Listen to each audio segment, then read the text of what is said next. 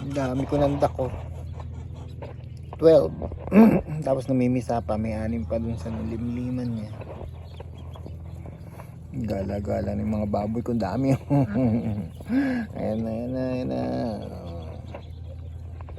Dami ko na alaga. May mga maliliit pa ako rito, yung ano eh, yung mga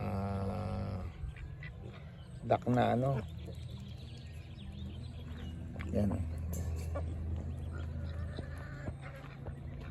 Ito namimisa pa yan. Meron na yan, isa. Tapos ito yung mga ano, 6 yan.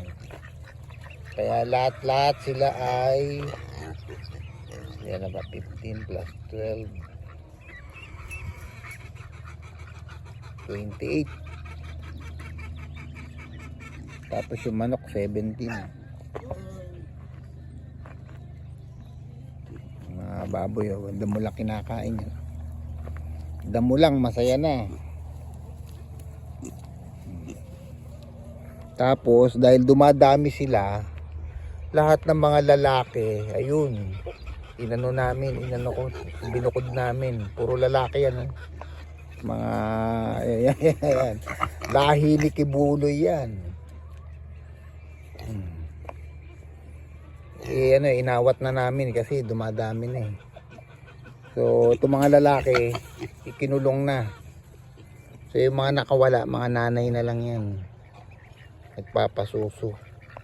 Pinigilan na, ayaw na magparami. Tapos itong dalawang manok dito, namimisa, ang pinipisa nila itlog ng duck.